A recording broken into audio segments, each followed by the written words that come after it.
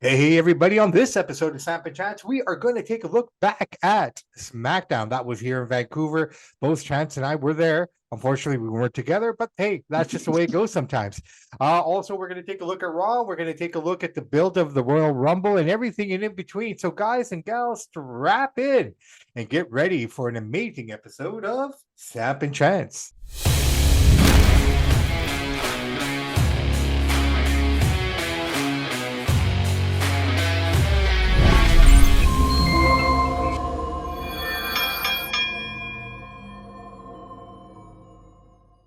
Hey, everybody, welcome back to another episode of Samp&Chance Wrestling.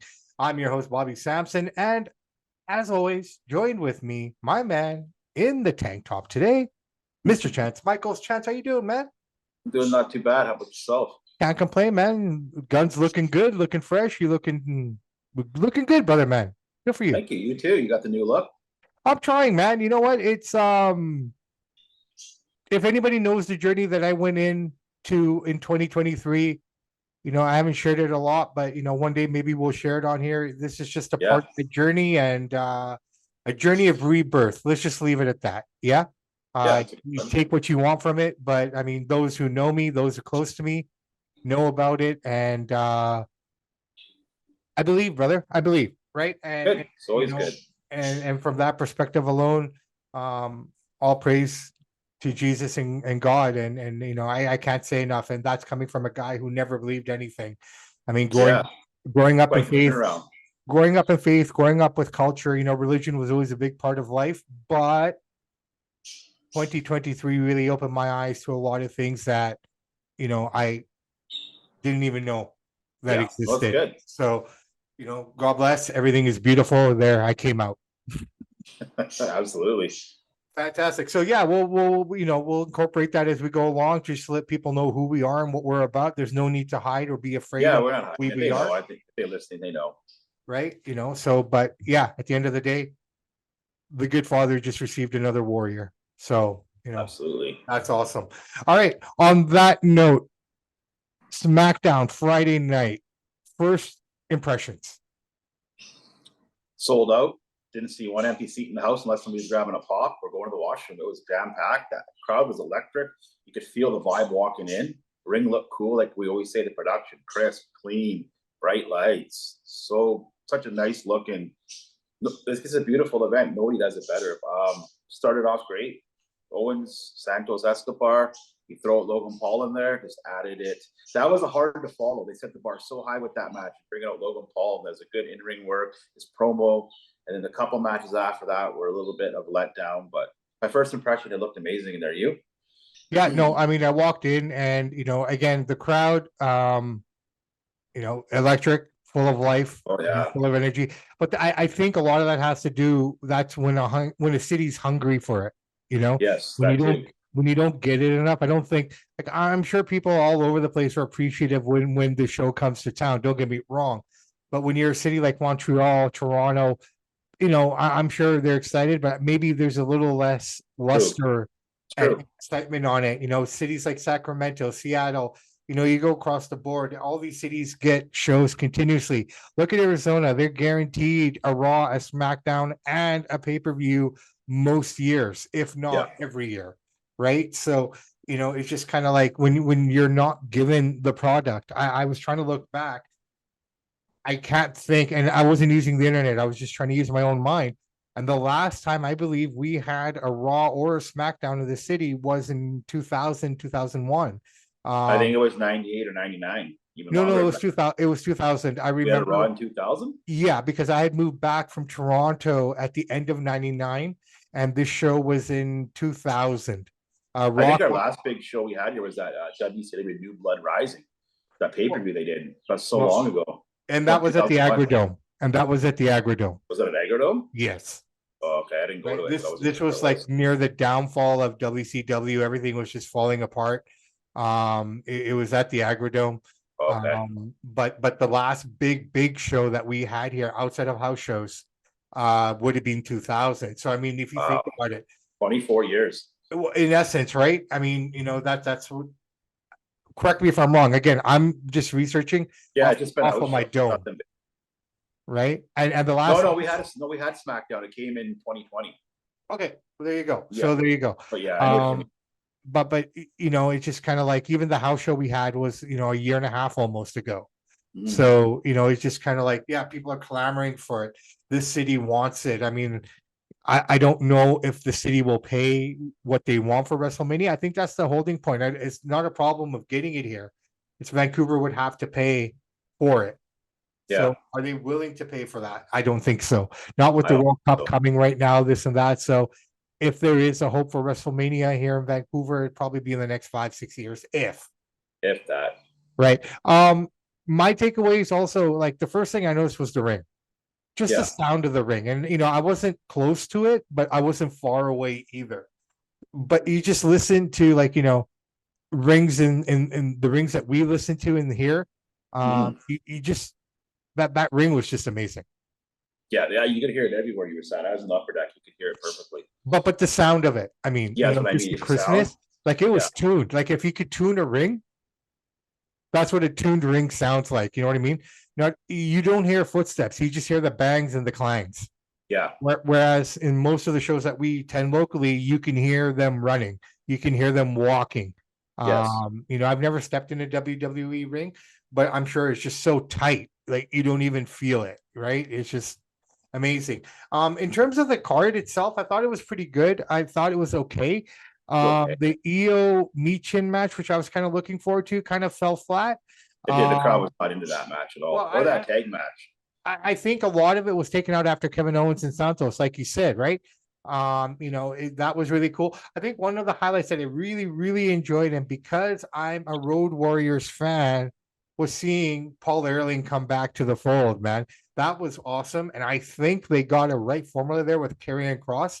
I think him working with Paul Erling and the return of the AOP. They brought it. It was a good time to bring them out because they are from Vancouver, so they brought them out in the Vancouver show, so that made sense. Well, Sunny is, Akam is. I don't think the other fellow is. I'm not Razor? sure where he's from. I know Sonny used to go to the high school down the street here, but yeah, Yeah. So did you have any interactions with him? Did you know him at no. any level? I just No. heard Okay. about him as an amateur wrestler, how good he was. I never met him, Oh, okay. never Okay. came Okay. across him, but I heard about how good of an amateur wrestler he was. He went to Muller. Yeah. So having the AOP back into there, that's kind of dominant as well. I mean, I don't believe This is their catching. last chance. They've had a few chances. This is going to be it because they can. Same with Karrion Kross. They're kind of all in that same boat. They've had a lot of chances. Now we're going to put you guys together and see if you can cut it here. If not, you're gone pretty much. Well, hey, let's see what they're doing. I think they got the right people in place now. Little things that changed in that whole thing was Scarlett's no longer blonde; she's now a brunette, which is a telling sign of what kind of direction that they're going to go into. I guess that makes Bobby Lashley and the Profits faces now, right? I mean, they started to sell them as heels, but it looks like they're going to play the role of the faces here. So that's going to be kind of interesting. I knew that AOP was coming because my buddy Jeevan sent me a thing. I didn't like prior to that him sending that to me. I didn't know they were coming out. About 10 minutes before the show, he said, "Yo, AOP's coming out with this bald Paul Ellering guy." So that's how I knew they were coming out. Prior to that, I had no knowledge of it. It's pretty well kept secret. Do you have any knowledge of it? I had no knowledge of it all. But then again, to be completely honest, I went into the show trying to be as blind as possible. I didn't want to look at dirt sheets. I didn't want to look at anything. Yeah, I actually wanted to enjoy the show for what it's worth and be yeah. surprised if I was to be surprised. I mean, if you think about it, Raw and last week's SmackDown would have been the two shows that we would have gotten some sort of surprise somewhere possibly. And yeah, we're lucky enough to have that. Otherwise, the show itself was cool. Seeing Roman come out, destroy everybody, turn that into a four-way dance at the Royal Rumble. That's getting a lot of heat. Eh? All the dirt sheets and all the IWC are not happy that that's a four-way match. They didn't like the finish. They didn't like that. They're blasting it online, saying no, no, no. Well, there's reasons behind it. So this is what I know. Okay, first off, it's too early for Randy Orton to lose to Roman Reigns coming back. You can't do that. Potentially, the way it was initially set up, it was going to be Roman facing Randy at Royal Rumble for the title, obviously with Roman winning. But let's be honest, it's too soon, right? Yeah. LA Knight was already in there. The guy that unfortunately would take the fall in this four-way will be AJ, I think. Yeah, probably. Right. Well, he's near the end, right? I mean, he's on his final contract. He has said in the past, unless something's changed, and I know they'll add time to his contract because of his injury and everything. Same they did with Randy, right? Like, I mean, they put that time back on. Yeah. So, but AJ looks like the scapegoat here, that he's going to be the guy that will probably be the guy pinned in that match for it, because you don't want to lose. And you made a good comment, and I want you to share that with us. I know where you're going with this. I'm about to get Right. into that. Like LA Knight is someone they don't want to kind of, blow up yet. They still feel that they can get money with him and do stuff with him. Potentially a Stone Cold thing at WrestleMania, kind of ties in with it a little bit. But otherwise, AJ, what's he doing right now, right? Luke Gallows looks really good, though. I'll say that much. That guy looks like he's hitting the gym hard. Now, share with me what you shared with me that you saw. Okay, we'll talk about the triple threat match, which I thought was the best match by far in the card. Orton, AJ Styles, who looks, I hate to say it, no pun intended, phenomenal. He came back. He looks jacked. He's never actually been in that great a shape, but now he looks good. Like he's beefed up. This could be, like you said, his final run here. He's looking great. LA Knight comes out, good match. But when you're watching live, especially, you don't quite see it as much on TV. When you're watching it live, you see how good Randy Orton is, how his timing, where to be, his facial expression. Same with AJ Styles, really working his butt off. One thing I did notice is how far behind LA Knight looked. A little bit slower on his feet. He flubbed a few moves, especially outside of the ring there. He just didn't look like he was up to par to be in the ring with AJ Styles and Randy Orton. They just looked a whole level above him. And I really, really noticed it live. I might not have noticed that if I was watching it at my house, but when you're live, you can see everything. Look what you want to look at. And honestly, LA Knight's a good character, but I wasn't that impressed with his in-ring work on Friday night. I know he's going with two of the best, but still, I thought he could have raised his game a little bit higher. And I don't think he did that great of a job, to be honest. Yeah, no, and I agree with you. Like, I mean, at the time, I probably didn't see it as much, but after hearing what you said, I went back and watched the replay, and yeah, you could see it, right? I mean, TV hides a lot. It does. It sure does, right? I mean, it looks so big on television. Oh, Anyone yeah. who's never been to a live event or a TV taping like that, you it's almost like when you go to the hockey game and then you actually see the rink, like, oh, it's only that big. Yeah, I know what you mean. Yeah. Right. Same with like soccer. When the first time I went to a Chelsea match, I was so excited. I'm thinking, man, this pitch is going to be monster. But you go there and you look at it, I'm like, oh, okay. Not that big. It's not that big, right? So, but the way they produce it, the way they do everything, and I'll add to what you said.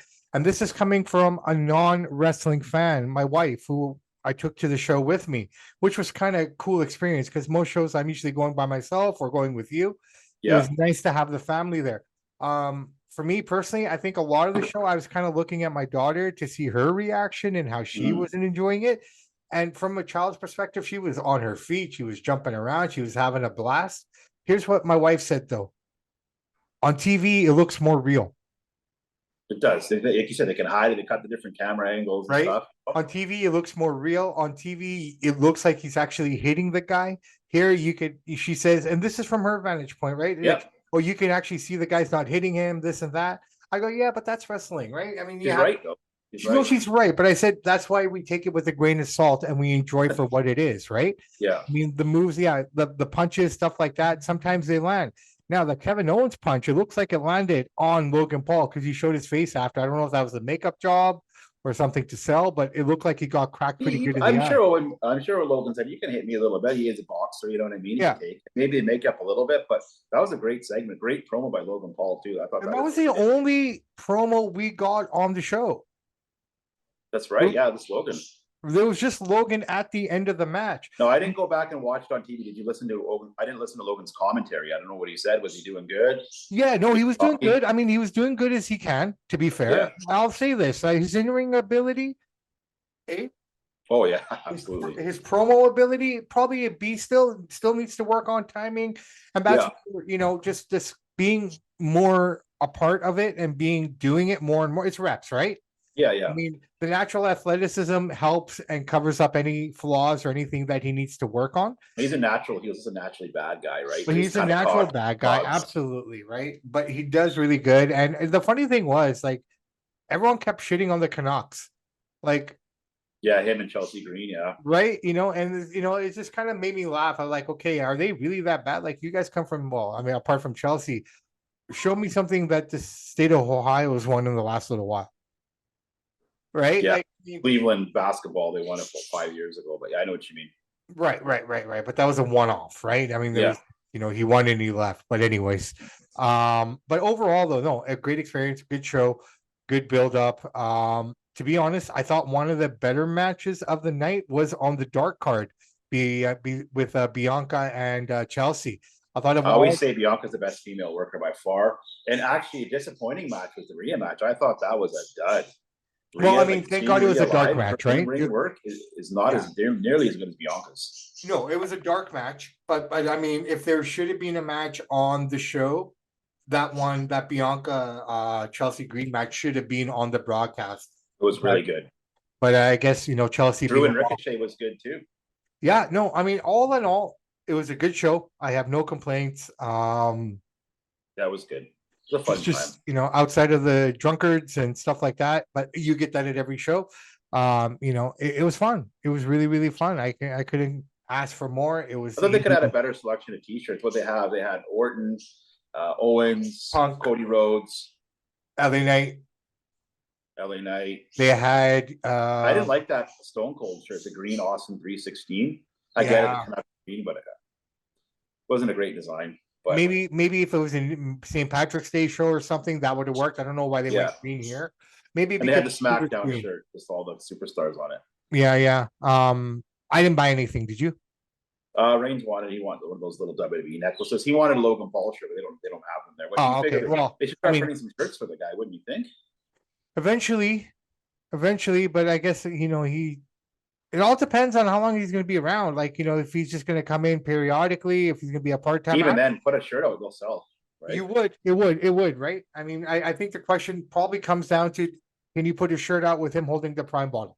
I bet you anything. That's what it is. The stumbling block, right? Because he's got his wrestler out. If you go to the toy store, they got his figure out.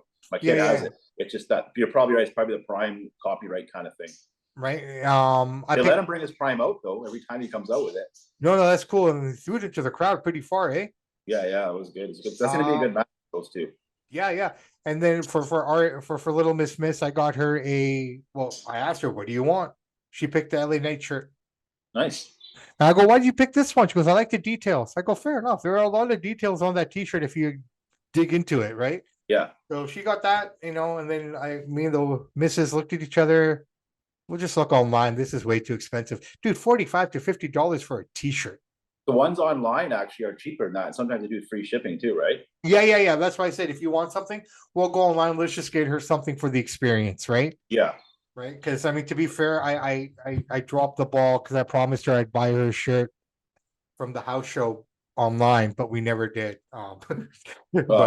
That's good. She got a shirt though, right? No, she was happy. Everyone was happy. It was a great show. All right. Let's take a quick peek at Monday Night Raw that happened last night. Honestly, I'll tell you what, man, you watch football, I watched Raw. I can tell you right now, you didn't miss really much of anything. I watched it this morning, last night, but yeah, I know what you're saying. I didn't watch it live. It was a good show, but it wasn't a great show. It was a filler show, to be honest, man. I think things will start to pick up after the one thing that stood out to me this morning, a little bit last night when I was skimming through it and watching it, I thought Drew is getting better with his promo work. He actually held his own. CM Punk's known for his snarky comments and stuff, but I thought Drew held his own, tit for tat with him on that. So I got to give Drew credit for that. Yeah, He's definitely getting much more polished on the mic. No, the show's opened up with Drew McIntyre coming out. He was talking about how, maybe everyone is right. I have to start looking at myself. It was my fault that, I pinned him the way I did and his foot, touched the rope, maybe it's time for me to take a break and walk away and kind of find Drew McIntyre. Out comes CM Punk, and you know what? I'm enjoying his run so far. To be fair, like I think he's having fun with it because he knows this is it. So he's got to be a good. Well, he's having fun, but he just looks like a different person. He looks different than he did even when he went into AEW. Yeah, he does. Right, like even there, where there was no pressure from WWE, there was no pressure from anybody. Just to be himself. He didn't look. Now you look back at it, and I implore everyone to do the same if you have the time. Just look at when he came out there to how he looks when he comes out here. He just looks so different. And this is before he had any issues with anybody and whatnot. It's just a cleaner, tighter version of Punk, a happier version of Punk, right? An excited version of Punk, and that's what you kind of want. Like he's having fun. It looks like for the first time in his life, the guy's having fun being out there.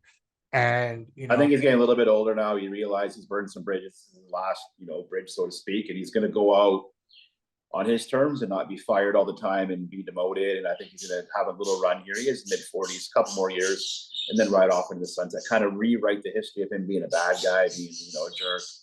Kind of save his legacy a little bit, because before this, everybody's just saying, "Oh, he's a jerk. He fights everybody." Now we're saying, "Hey, he's cutting good promos. He's back." So I think he's rewriting the history here, which is good. Yeah. No. I mean, I'm enjoying it. I'm having a lot of fun with it. Their interaction was really fun. Some valid points made. It's almost like a shoot work interview. It was a little bit of a shoot, which I like. Which is fair, right? Because I mean, Drew was there with him at that time as well when he was still a young buck and whatnot. So a lot of that kind of made sense. Maybe it didn't. Maybe it was, just kind of because Punk. Here's the one thing: Punk's always stood up for people, right? Like hate him, love him, whatever the case may be. Yeah, he stands up for the little guy, right? He does stand up for those guys, right? Unless he's fighting a little guy at AEW, but yeah, right. I know what you mean. But again, it just kind of shows me, and I come back to that point, that a lot of the talent in AEW doesn't appreciate having the opportunity to learn from some of these guys. And I think Punk is one of those guys that if you don't like that opportunity, he takes it personally.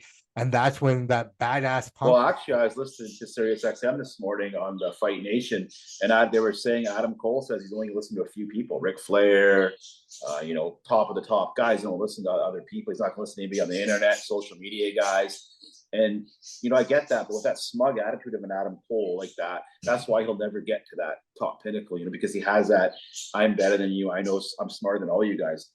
This is what he was saying. Only a few guys listen to. Basically saying, I wouldn't listen to a Vince McMahon. I wouldn't listen to I know what I'm doing. You know what I mean? That kind of attitude is why AEW guys don't always get where they should be. And Adam Cole, in my opinion, could have been bigger than life in the WWE if he had just listened. Based on your comments, if that's the case, that's what he was saying. What Bully Ray was saying, that he was saying, is like that attitude, that smugness, that arrogance will hurt you. No, well, if you think about it, like it's just like having that opportunity to be under some of those learning trees, right? Like if I had the opportunity, if you and I had the opportunity to sit down with a Lampley or a JR or anyone who's in our realm of media and conveying. Take that in a second. Wouldn't even think twice. Oh, bloody hell, man. I'd have to tell my boss, hey, I can't come into work today. Intent, I gotta yeah. You know what I mean? Like you don't miss those opportunities to learn, and you don't, Plus, it's cool to hear the stories too. Not only will they teach you, but it's all the old. I like hearing the old stories too, right? So, but some of these, the new generation, some of them, not all of them, they have that cocky, brass attitude. They know better, and then they end up falling on their face and wondering why. Yeah. Well, that's just the nature of the beast, man. Those who pay attention and those listen are the ones that are going to prevail, right? Absolutely. And, you could say that Seth Rollins could have been one of those guys who had that kind of attitude, but when he realized where he was and what he can gain, you look at Seth Rollins from 10 years ago to who he is now. Amazing. Oh, yeah. Right. And I want to touch on Jinder. How do you feel about that? Him returning back to Raw like that? I'm glad that he's back. I don't have a problem with what The Rock. You mean last night? Yeah, last night even. Like his character. I'm glad I'm glad that he got to come out and The Rock got to beat him up and do that promo. I thought that was good because it gets him introduced. Oh shit, Jinder's back. For him to get the title shot that fast, I guess if they're bringing him back with a bang, he is a big guy. Like you said, where some people are thinking North America, he's big in India and stuff. So that's why they're like, hey, throw him out there. You know what I mean? I probably wouldn't have done it myself, but I don't really have a problem with it. Some people are up in arms about it. He's a big guy. Let him get a match. Let him get his feet wet. It didn't bother me. No. Well, apparently it looks like he's fighting for the title next week, right? So yeah. Sorry, I said last week. Yeah, next week against Rollins. I would have saved that for the Rumble or something. But do you think he should come back and get the title shot right away before guys like Randy Orton and CM Punk that fast?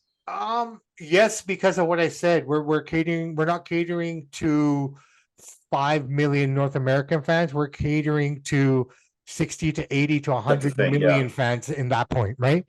Yeah. Like, and they're gonna watch it. I'm telling you, like with you think about it, like that wasn't for us. No, that was for, and that's why I'm saying I don't mind blaming them for doing that. Right? My only problem with that is I don't like the angle that he's coming in with. I just don't think it's needed right now. Being the separatist, being this and that, and especially being Sikh, and not and I'm going to say it, not being Muslim, not being, Mhm. one of the groups that are actually out there causing a lot of these issues in the real world. Yep, The Sikhs are very peaceful people. So yes, for him to play that separatist kind of, character, it doesn't sit well with me for him, because what are you selling to the 100 million, right? yeah, It's a weird angle. I just don't like it. For me, I don't like it. I like to see how he grows into it, because when he looked at the way he was doing it with The Rock, it was very anti-American, very anti this, very anti everything. And I'm like, this is not, I don't want Jinder to be that guy, yeah, right? I'd rather, okay, if you're gonna be that guy, talk, but I liked how he became, it grew more with Seth. It talked about yeah. opportunity, joking around, more of a serious aspect of it, right? Not called, he removed some of that cultural stuff out of it, which I was happy about. And I hope they carry on with that direction. I think at this point, you're just like, I'll do whatever you guys tell me. I'm just happy to be back, happy to be on the big stage. He's always getting hurt. He leaves, but he left for how many years before he came back? So he's Yeah, getting but used he to looks it. small So, too, eh? huh? He looks smaller again. Oh yeah, he's off the PEDs right now. But when he came back the first time, holy cow, he was ripped. And that's So what I'm he happy for him. likes. You know what? He's a good worker. So should he get the shot against Rollins? Probably not from our perspective. But like you said, this is a global company. From the global perspective, it makes perfect sense. I'll end it this way, right? With this portion of it. If you think about it, that show they did, the Mako or something they called it in India. Yeah. Okay, in Canada, our population is 60 million, 65 million, right? I think they 80, say yeah, something like that. 80 million people tuned in India to watch that show. Says it all right there. They got all the money from advertisers and commercials, like you know what I mean. So that's why they do it. So you have to have global guys, and that's what AEW doesn't have. WWE does, right? So Right. It's kind of like, okay, when they go to Australia, does Grayson, I guarantee Grayson Waller will get some sort of match that most people here were like, well, how does he deserve that? You have to cater to the people that you're selling to. So yeah, absolutely. Rhea Ripley is going to play a huge role in that show. What's his name will play a huge show in that role. Any of the Australian talent that they have on the roster, the New Zealand talent that they have on the roster, even though they don't look very big, or who's that one girl that tag teams with Natalia? Which one? The one with the multicolored hair, Tegan Knox. Yeah. Her. Yeah, Yeah. she's Australian too. Yeah. She's from Oceania, right? She's not doing much of anything here, but I guarantee she's gonna have a big spot on Over that there. show, right? Absolutely. So just we can't forget as fans. We're in this part of the world. We're walking around with blinders. Yeah, Most we just people, always focus on the North American market. Yeah. right? I mean, just in life in general, we don't pay attention to what's happening around the world and how good and how blessed we truly are in this. As bad as things look, like, I mean, if you think about it, yeah, we're dealing with issues that just make no sense anywhere else in the world. Well, Yes. we're not having bombs dropped on us every second day either. Exactly. So, Makes a big difference. We're lucky. we're very, very fortunate in this part of the world, regardless of what we think is bad and making news and Yeah. whatnot. And I think a lot of that comes from privilege. You know, Yeah. I'm not, Hard. Sure. forget white privilege, forget all, colored privilege. North American privilege, Western privilege is Yeah. a We term, have a lot of it. right? The Western privilege, I think, is worse than any racial kind of privilege that anyone has. Yeah. We have a lot of privilege living in North America. We're lucky. Lots, lots. We don't even know. Like you talk to some of the people that have moved here from these parts of the world, and they laugh at us. I know. We complain about the stupidest things compared to what they had to worry about over there. Right? I mean, I implore anybody, I hope nobody ever has to experience this, but there are people who wake up every morning and kiss their parents goodbye, not knowing if they're going to come home that night. Yep. And It's that's a true. real thing. And that's a real thing. But yeah, no, SmackDown, Absolutely. but Raw itself overall, like I said, I mean, we had some matches here that kind of didn't make sense, but I guess they did after the fact. One would have been the Tommaso Ciampa against Finn Balor. but I get that they're building up for the tag team title, so they're gonna probably do a run there. Finn loses that match, which was Yeah. interesting, right? But I can see him losing now in order to kind of get that thing going. After that match, what do we have? Kofi versus Ludwig Kaiser. Now, I found this interesting. The New Day gear either changed to camouflage or these guys are just kind of wearing their own thing. Like this group has to be done. I mean, they just written off Yeah, Kofi what's for that? another Big E's injury. ever coming back? Which one? Big E. Well, I don't know. I mean, I think they'll Neck's probably broken, so neck's broken, but I mean, it's kind of one of those things, right? I mean, Shawn Michaels had to leave for 4 years. Edge had to leave for 10 years almost, right? Based on that kind of injury. You just can't mess with a neck. I mean, as yeah, strong as you are, as big as you are, as tough as you are, neck's a neck, man. yeah, exactly. Yeah, I Right? think New Day's kind of faded out now. They're just kind of, like you said, wearing their own gear, kind of doing whatever. Well, I mean, it just seems like they're always broken now. It's just everything's kind of caught up to them.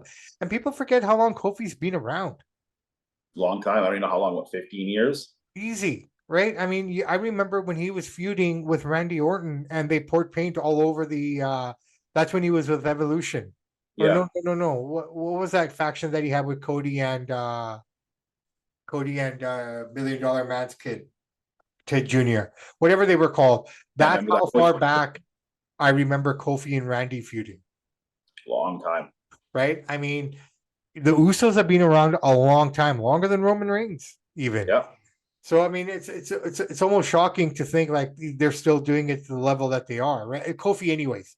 Yeah. The other two guys are still younger, so it's kind of curious to see what comes of those guys. But yeah, no, I mean it was a pretty decent match. Kofi did the best he could, but they sold it at the end with Ludwig just destroying him. Yeah. He's younger. He's up and coming, so I get it. Right, so they got that going on. Rhea Ripley confronts Nia Jax, so we got a feud starting over there. Women tag teams title. I really like these guys: Kaden Carton, Samp&Chance against Chelsea Green and Piper Niven. That closed the story there. My only problem with this match, and I don't know if you saw this or not, was the ending. Okay, when Piper was on the top rope, I think the little one, she pulled out her partner. But what made Chelsea fall? That was just the silliest thing I'd ever seen in my life. Like I know. I was gonna bring that up when you brought this match up. Yeah, that was cheesy. I'm not sure what happened there, what they were thinking. Like I was trying so hard to believe it, right? Like, okay, I went back and I looked at it again. Okay, maybe when she pulled her out, that Chance got her ankle with her leg and tripped her or something. But I don't think she even touched her, and she just kind of fell down. And then you could see her putting herself in position to absorb the blow, right? Like, come on, man. I thought that was just really bad camera work, or those guys just didn't play it out. Like that was a flub, a rare flub on TV in WWE. I think it was a bit about the camera guy or woman, and the wrestlers there. They dropped the ball, and that was bad. That looked bad. That was really bad, right? So she gets squashed. They retain the titles. I think that's the end of that story. I don't know what they're going to do with Piper now, because I know that they're going to start pushing Chelsea as a singles competitor now. They are, yeah, they're giving a lot of shine. Right? They're giving her shine, and they're going to do something big with her. I don't know what that translates to or how it plays out, but with the Royal Rumble, Mania season, this and that, who knows, man? I mean, even though we kind of know what Mania is going to kind of look like, everything can change in the next 2 months and still be a completely different card than we see it as today. Yeah, somebody can get hurt, somebody can get hot, catch fire, you never know. Right? So anything can happen here. So and then the show basically ends with Shinsuke and Cody in the street fight. Pretty good match. Pretty decent. That was a good match. I was happy with it. Solid back and forth. Really enjoyed the spot where the timekeeper got sprayed with the mist instead. Cody gets him at the end with the crossroads, finishes it off. 1, 2, 3. Yeah, it was a good match. There's still got to be more to this feud. But yeah, let's see.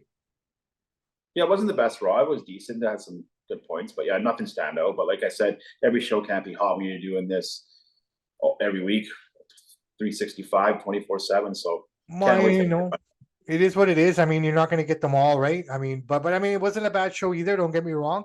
But like I said, we are in Royal Rumble season, so things will pick up as we get forward here. So we know Roman's going to go the four-way match there. We know some of the names in the Royal Rumble. I I don't know who Seth is going to face, which is why I think this gender match would be better saved for the Rumble. Because I mean, who are you going to put Maybe he together will in 2 fight Jinder weeks? at the Rumble. Maybe they'll have a rematch. Well, I mean, the only thing I could see is because I mean, where's the other two guys, Sanga and Veer? Like, is he coming back as a single guy? No mention of those guys. Are they going to come and interfere?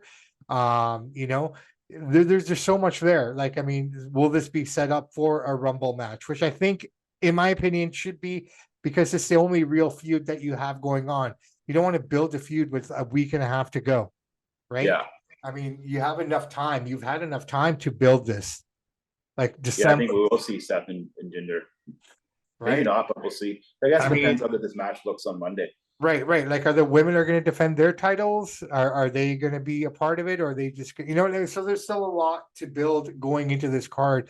We're 2.5 weeks away, but you know what? We will let you guys all know as it goes along, and what we're seeing and what we think is going to happen. And I guess on that note, why don't we just wrap this baby up here, man, and call it a Yeah. day? Good start to the week. Good start to the week of wrestling. Matt Riddle's been talking a lot about, you know, his time in WWE. What's No he been hard saying? I feelings. haven't heard what he's been Well, saying. he's been like talking Riddle style, right? Like talking about his MLW fight that he had. He was at a Comic-Con signing sort of a deal, and you know, apparently he talked about that. He talked about the Money in the Bank stuff. He talked about him and Randy Orton and what this plan was for RK Bro, but he didn't indulge anything or say anything because he figures if he goes back, those stories are still a potential. But I mean, he's doing all the right things. He's not saying anything bad because Oh, okay. deep down, I think he knows he wants to get back there at some point as well. Price Right? hasn't went to AEW yet.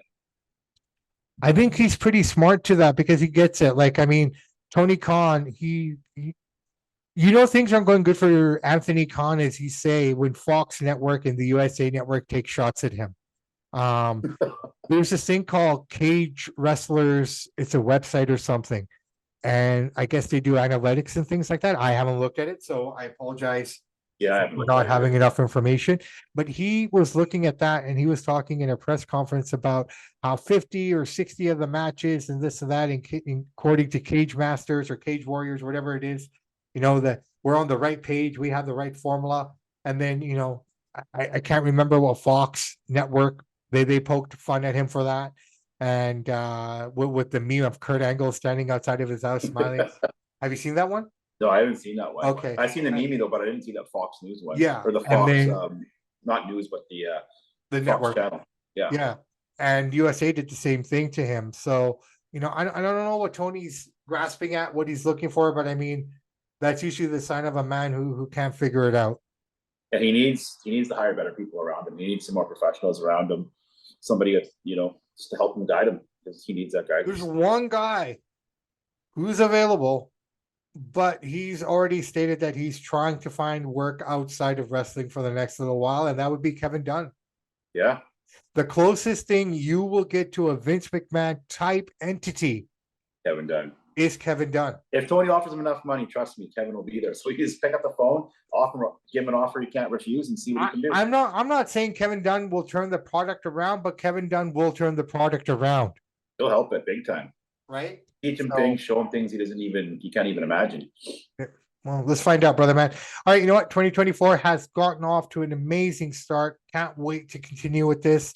But we will be back to you guys this Thursday with our boxing show. A lot of good stuff coming out this week, man. We're already 1 week, 2 weeks into the year, and I'm excited for everything that I've seen so far. But we'll let you guys know all about that. But in the meantime, I'm Bobby Sampson. He's Mr. Chance Michaels. And in the words of the great AC/DC, those that download, like, and subscribe to the podcast, we salute you. We do salute you, everyone. Have a great rest of the week. Please be safe. The weather is cold here. The weather is warm wherever you might be, but wherever you are, just be good to one another and be happy. And yeah, Samp and Chance. We will see you guys next week.